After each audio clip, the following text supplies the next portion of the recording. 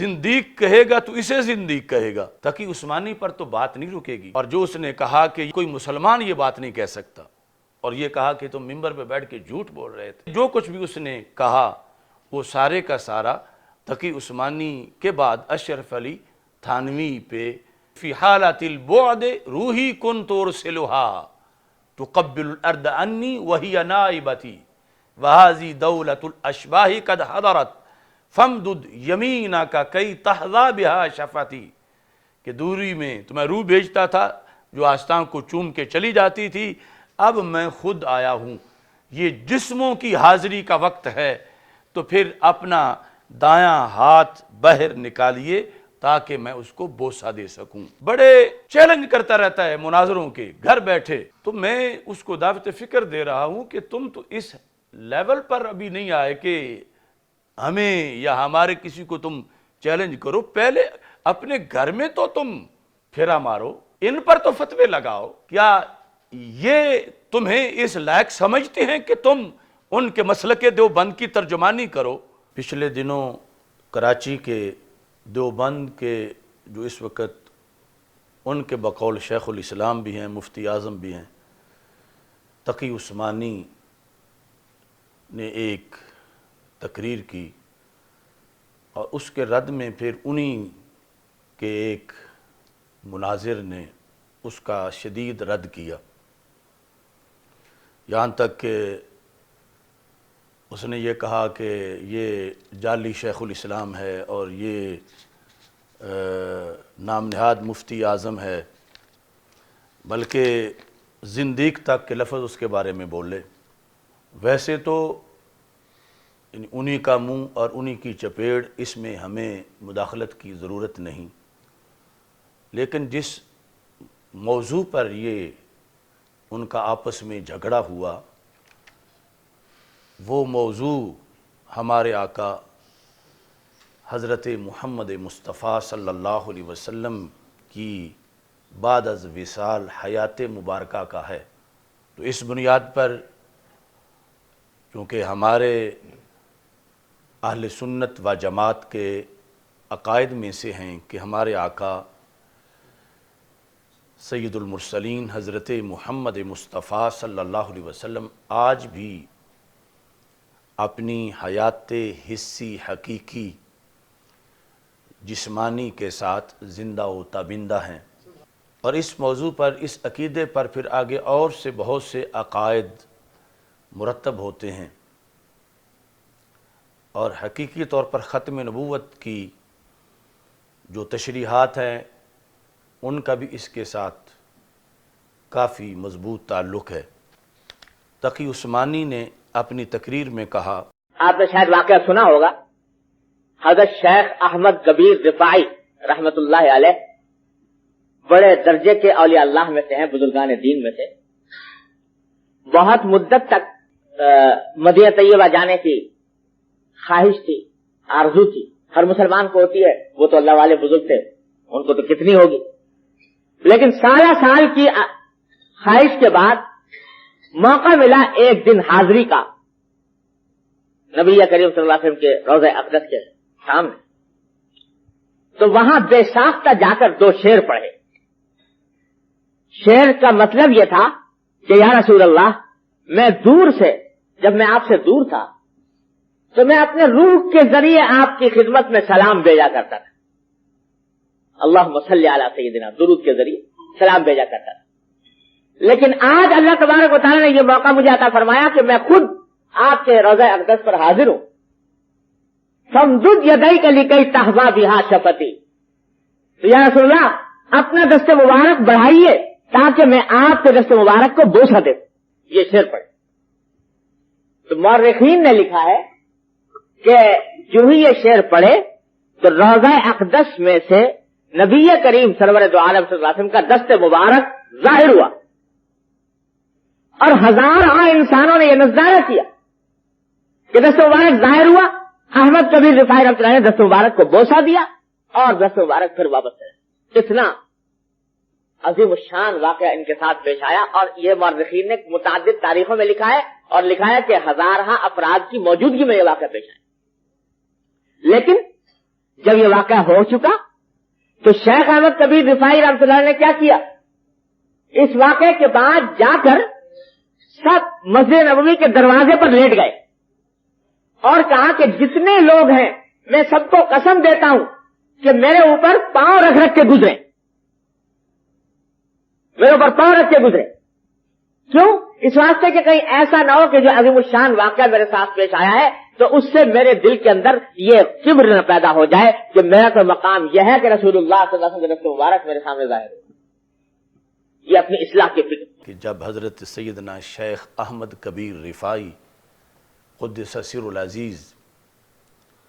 رسول اکرم نور مجسم شفیع معظم صلی اللہ علیہ وسلم کہ روضہ اقدس پر مواجہ شریف کے سامنے جا کر اپنی محبت کا اظہار اشعار کی شکل میں کیا تو رسول اکرم صلی اللہ علیہ وسلم کا چمکتا ہاتھ باہر آیا اور انہوں نے اس کو بوسہ دیا۔ یہ بات تقی عثمانی نے اپنی تقریر میں کی۔ اس کے رد کے اندر ان کا ایک بزام خیش مناظر اس نے تقی عثمانی کو یہ کہا کہ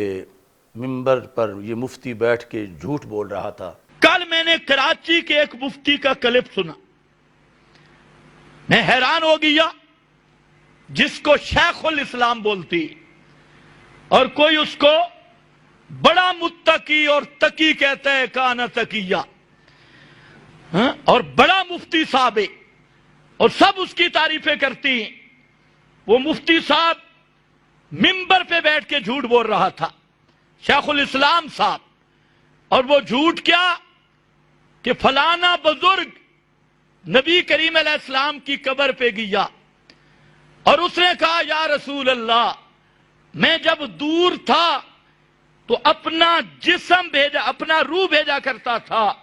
سلام کے لیے، اور اب آپ کے روضہ پہ آ کے میں نے جسم کو حاضر کیا ہے، لہذا مہربانی فرماؤ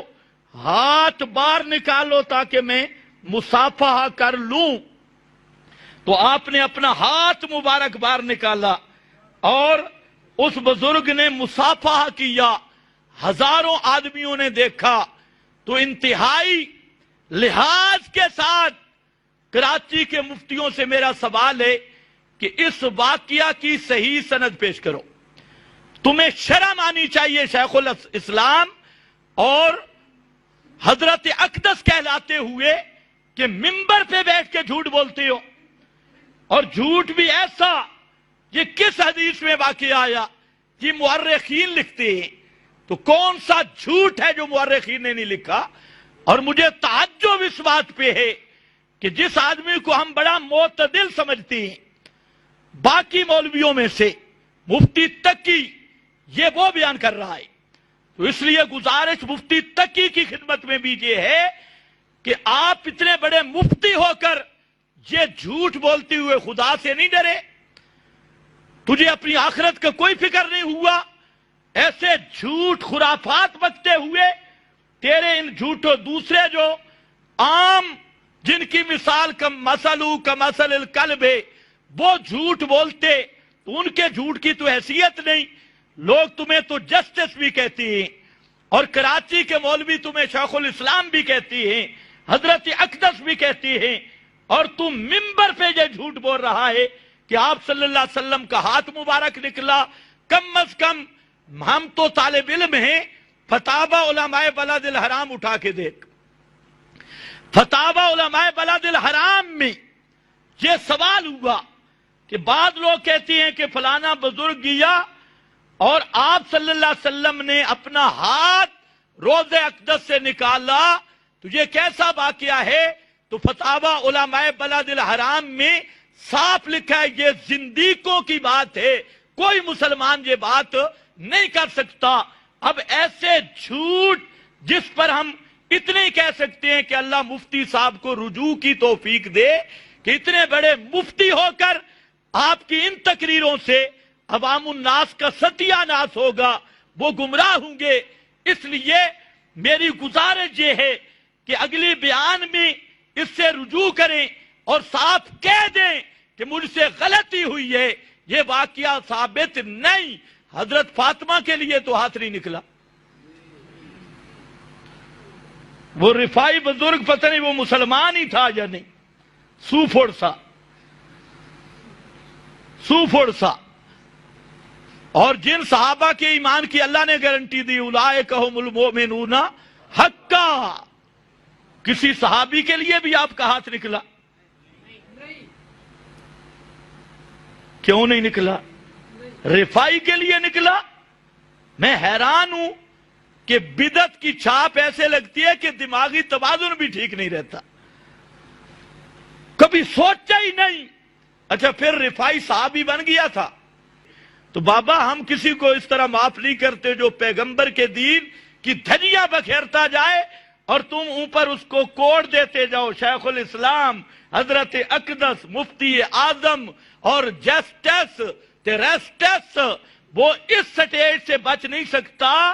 جب تک رجوع نہیں کرے گا. ہم کچھ عرصہ انتظار کریں گے کہ مفتی صاحب کو اللہ رجوع کی توفیق دے اور صاف عوام کے سامنے کہہ دے کہ مجھ سے غلطی میں میں نے جھوٹ بولا ہے, وہ بے سند واقعہ ہے, اس واقعے کی کوئی سند نہیں. اور اگر نہیں تو پھر مفتی صاحب تو بڑے عالم ہیں, مفتی صاحب کی خدمت میں گزارش ہے اس واقعہ کی صحیح سند پیش کرو, باسند صحیح اس واقعہ کو لاؤ تاکہ ہم دیکھیں. تو بہرحال ساتھ یہ کہا کہ اس کو شرم آنی چاہیے تھی کہ لوگ اس کو شیخ الاسلام کہتے ہیں اور حضرت اقدس کہتے ہیں, اور یہ منبر پر بیٹھ کے جھوٹ بولتا رہا اور اسے کہا کہ تم اپنی آخرت کی فکر کرو کہ تم لوگوں کو گمراہ کر رہے ہو. اور پھر اس نے کراچی کے جتنے بھی دیوبندی مفتی ہیں ان سب کو کہا, علماء کو, کہ یہ جس کو تم نے شیخ الاسلام بنایا ہوا ہے اس کا تو عقیدہ بڑا غلط ہے, اور کوئی مسلمان یہ بات نہیں کر سکتا. یعنی حضرت شیخ احمد کبیر رفائی رحمہ اللہ تعالی والی بات اس نے کہا کہ کوئی مسلمان یہ بات نہیں کر سکتا, اور ساتھ یہ کہا کہ یہ زندیقوں کی بات ہے. اور پھر تقی عثمانی کو اس نے دعوت رجوع دی کہ تم اس سے اگلی تقریر میں توبہ کرو اور معافی مانگو. رجوع کا مطلب پھر یعنی یہی بنا کہ تم غیر مسلم ہو گئے ہو, یعنی جو ان کا آپس کا نظام ہے تو تم نئے سرے سے کلمہ پڑھو اور معافی مانگو. اور ساتھ اس نے یہ کہا کہ جب سیدہ فاطمہ رضی اللہ تعالی عنہا کے لیے رسول پاک صلی اللہ علیہ وسلم کا ہاتھ مبارک قبر سے باہر نہیں آیا تو شیخ احمد کبیر رفائی رحمہ اللہ تعالیٰ کے لیے کیسے آ سکتا. یہ اس نے اپنی طرف سے ایک بھونڈا قیاس بھی پیش کیا. اس نے اس میں یہ بھی کہا کہ یہ واقعہ جو تم نے بیان کیا ہے یہ کس حدیث میں ہے اور اس کی صحیح سند پیش کرو. کہتا ہے کس حدیث میں یہ واقعہ آیا ہے. تو چونکہ ان سارے لفظوں پر آگے بحث ہونی ہے اس واسطے اس کے لفظ جو ہو تھے میں نے وہ آپ کے سامنے ذکر کر دیے. تو سب سے پہلے تو یہ جو حضرت شیخ احمد کبیر رفائی رحمہ اللہ تعالی کی حاضری کا واقعہ ہے, یہ محض واقعہ ہی نہیں بلکہ رسول پاک صلی اللہ علیہ وسلم کا ایک معجزہ بھی ہے اور ساتھ ایک عظیم ولی کی کرامت بھی ہے. فتاوی رضویہ شریف کے اندر یہ جلد نمبر 28 صفحہ نمبر 370 پر اعلی حضرت فاضل بریلوی رحمۃ اللہ علیہ نے امام سیوطی رحمہ اللہ تعالیٰ کے حوالہ سے اس کا ذکر کیا کہ شیخ احمد کبیر رفائی کیونکہ عراق میں رہتے تھے تو جب کوئی بندہ عمرے کے لیے یا حج کے لیے جاتا تھا تو اسے سلام دے کر بھیجتے تھے. تو اس موقع پر وہ خود حاضر خدمت ہوئے اور انہوں نے اشعار میں اس چیز کا اظہار کیا کہ روح میری تو پہلے بھی آتی رہتی ہے, اب میرا جسم حاضر ہوا ہے, تو لہٰذا میں یہ چاہتا ہوں کہ روحانی اور جسمانی حاضری میں کچھ فرق ہو. تو میرے آقا صلی اللہ علیہ وسلم اب آپ اپنا دایاں ہاتھ باہر نکالیں تاکہ میں اس کو بوسہ دے سکوں. اشعار یہ ہیں فی حالت البعد, جب میں دور تھا روحی کنت ارسلھا تو میں اپنی روح کو بھیجا کرتا تھا. ماضی استمراری ہے کہ یعنی بار بار میں نے روحانی حاضری تو دی. تو وہ روح جب میں بھیجتا تھا تو وہ کیا کرتی تھی؟ تقبل الارض عنی وہی نائبتی، تو وہ میری طرف سے آ کر سرزمین مقدس کو چوم کر واپس چلی جاتی تھی. وَهَذِهِ دَوْلَةُ الْأَشْبَاحِ کا اب یہ جو وقت ہے یہ جسم کی حاضری کا وقت ہے. فَمْدُدْ يَمِينَكَ، تو اپنا دایاں ہاتھ باہر نکالیے یا رسول اللہ صلی اللہ علیہ وسلم، کئی تحظیٰ بہا شفتی، تاکہ اس ہاتھ مبارک کو چوم کے میرے ہونٹ بلند رتبہ ہو سکیں اور میں اپنی پیاس بجھا سکوں. یعنی خلاصہ یہ ہے کہ ہاتھ باہر نکالے تاکہ میں ان ہاتھوں کو بوسہ دے سکوں. فخرجت الیہ الید الشریفہ فقبلہا، تو رسول اکرم صلی اللہ علیہ وسلم کا مبارک ہاتھ قبر پر نور سے باہر آ گیا. ابھی اس واقعے کی مزید تفصیل ہے، لیکن جس وقت میں یہ فتاوی رضویہ دکھاتا جاؤں گا تو وہ بولا مناظر تو بولا ہو جائے گا کہ مجھے تو تم فتاوی رضویہ دکھا رہے ہو، میں تو اس کو مانتا ہی نہیں ہوں. چلو ان کے لیے تو میرے پاس ان کے مذہب کا بانی اشرف علی تھانوی بھی موجود ہے. اب زندیق کہے گا تو اسے زندیق کہے گا، تقی عثمانی پر تو بات نہیں رکے گی. اور جو اس نے کہا کہ یہ مسلمان، کوئی مسلمان یہ بات نہیں کہہ سکتا، اور یہ کہا کہ تم ممبر پہ بیٹھ کے جھوٹ بول رہے تھے، اور یہ جتنے جو کچھ بھی اس نے کہا وہ سارے کا سارا تقی عثمانی کے بعد اشرف علی تھانوی پہ بالکل آ کے حملہ ہو رہا ہے. یہ جلد نمبر 5 ہے، الافادات الیومیہ، ملفوظات حکیم الامت، جو ان کا حکیم الامت ہے اشرف علی تھانوی. یہاں پر 5ویں جلد میں 244 صفحہ ہے. اس کے اندر یہ موضوع چل رہا ہے کہ اللہ کے جو ولی ہیں جب ان کی کوئی بڑی بات لوگوں کے سامنے آ بھی جائے تو وہ اس کو چھپانے کی کوشش کرتے ہیں تاکہ تکبر نہ آئے، بڑائی نہ آئے. اس موضوع کو بیان کرتے کرتے اشرف علی تھانوی نے لکھا، چنانچہ حضرت سید احمد کبیر رفاعی رحمۃ اللہ علیہ کا واقعہ ہے کہ وہ حضور اقدس صلی اللہ علیہ وسلم کے مزار مبارک پر حاضر ہوئے اور شدت شوق میں یہ اشعار پڑھے. وہی فی حالت البعد روحی کنت ارسلها تقبل الارض عنی وہی نائبتی وہذہ دولت الاشباح قد حضرت فامدد یمینک کی تحظیٰ بہا شفتی. یہ دونوں شعر لکھے یعنی ملفوظات کے اندر موجود ہیں اشرف علی تھانوی کے. ساتھ لکھا ہے فوراً ہی حضرت کا دست مبارک مزار مبارک سے باہر ظاہر ہو گیا. فوراً انہوں نے دوڑ کر بوسہ دیا حضرت شیخ احمد کبیر رفاعی رحمہ اللہ تعالیٰ نے، اور بے ہوش ہو گئے. اس وقت حضور کے دست مبارک کے نور سے سورج بھی ماند ہو گیا تھا. یعنی 555 ہجری تھی، لیکن ابھی تک دست رسول صلی اللہ علیہ وسلم کی روشنی اتنی تیز تھی کہ جب قبر مبارک سے ہاتھ مبارک باہر آیا تو دن دہاڑے سورج کی روشنی پر ہمارے آقا صلی اللہ علیہ وسلم کے ہاتھ کی روشنی غالب آ گئی. اب اس نے بکروی نے بلا وجہ اس کا رد نہیں کیا، یعنی ان کے تو مسلک کی ہر بنیاد اس پر زلزلہ آتا ہے کہ پہلے یہ کہ رسول پاک صلی اللہ علیہ وسلم سن لیتے ہیں، سن کے سمجھ لیتے ہیں، پھر جو کوئی اپنی گزارش کرتا ہے سرکار پوری بھی کر دیتے ہیں، اور پھر جو یہ دن رات کہتے ہیں کہ معاذ اللہ ہم جیسے بشر ہیں مٹی کے ہیں، تو اس عقیدے کا رد ہے کہ یہ تو ہاتھ مبارک 555 ہجری میں بھی اتنا چمک رہا تھا کہ اس کی روشنی سورج کی روشنی پر غالب آ گئی. اشرف علی تھانوی کہتا ہے کہ اس وقت 90,000 آدمی کا مجمع تھا، یعنی اس کے راوی اتنے زیادہ ہیں۔ مسجد نبوی شریف میں چونکہ حج کا موقع تھا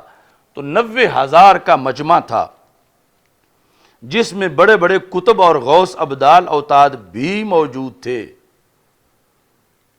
حاضرین میں سے ایک بزرگ سے پوچھا گیا کہ اس وقت تم کو کچھ رشک ہوا تھا، یعنی یہ کیا تمہارے اندر بھی ہے کہ کاش کہ میرے لیے بھی رسول پاک صلی اللہ علیہ وسلم کا ہاتھ مبارک باہر نکلتا؟ تو ان بزرگ نے جواب دیا کہ میں بیچارہ کیا چیز ہوں، اس وقت تو فرشتے رشک کر رہے تھے۔ یعنی یہ اشرف علی تھانوی نے مزید وضاحت کر دی اس واقعے کی کہ فرشتے بھی رشک کر رہے تھے۔ پھر جس وقت سید احمد کبیر رفاعی رحمۃ اللہ علیہ کو ہوش آیا، اندیشہ ہوا کہ میں کہیں مخلوق کی نظر میں بڑا نہ ہو جاؤں، تو تمام 90,000 کے مجمع کو اللہ کی قسم دے کر فرمایا کہ میں زمین پر لیٹتا ہوں، سب میرے اوپر سے پھاند کر جائیں تاکہ یعنی میں عاجز بن جاؤں کہ میرے اوپر سے تم گزرو گے تو یہ بظاہر جو بڑائی ہے، میرا تکبر ختم ہو جائے گا، جو اندیشہ ہے کہ کہیں پیدا نہ ہو۔ تو کثرت سے لوگ ایسے بھی تھے جو اس طرح گزرے، مگر بعض بزرگ ایسے تھے جنہوں نے یہ کہا کہ ہم اگر ایسا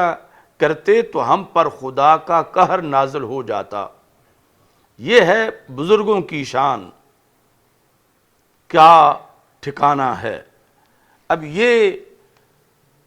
اشرف علی تھانوی ادارہ تالیفات اشرفیہ بیرون بورڈ گیٹ ملتان کی یہ چھپی ہوئی 5ویں جلد، اور اس کے اندر یعنی جس بنیاد پر یہ تقی عثمانی کو زندیق کہہ رہا ہے اور کہہ رہا ہے کہ مسلمان یہ بات نہیں کر سکتا، اور کہا کہ یہ جھوٹ ہے، تو وہ بات بلکہ کچھ اضافے کے ساتھ اشرف علی تھانوی کے ہاں سے بھی برآمد ہو گئی۔ تو یہ اصل میں یہ ہر ان کا جو بعد والا جنم ہوتا ہے وہ پہلو سے گمراہی میں فاسٹ آتا ہے۔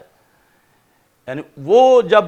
اشرف علی تھانوی بول رہا تھا تو ظاہر ہے کہ اس کو بھی اپنے نظریات سارے سامنے تھے کہ میں کیا کہہ رہا ہوں۔ پھر جس نے لکھا چھاپا سب کچھ، اور اسی بنیاد پر تقی عثمانی نے بیان بھی کر دیا۔ لیکن یہ جو ان کے اندر مماتی گروپ ہے، مماتی،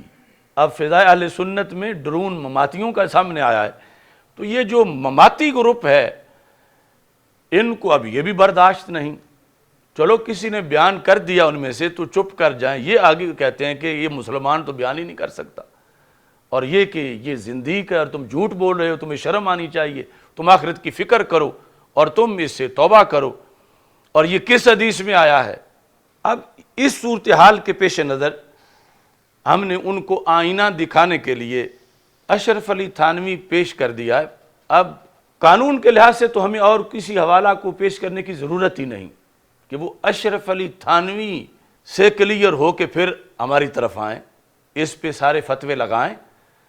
اور ان کی صراحت کریں، اور جو تقی عثمانی کو رجوع کی دعوت دی اب یہ تو رجوع بھی نہیں کر سکتا، تو اس کے بعد پھر کوئی شوق ان کو ہو مناظرے کے چیلنج کا یا واہیات بولنے کا، کیونکہ وہ بظاہر اس کو حیات کہتے ہیں لیکن ہے واہیات، پھر جو ہے وہ آگے بڑھے۔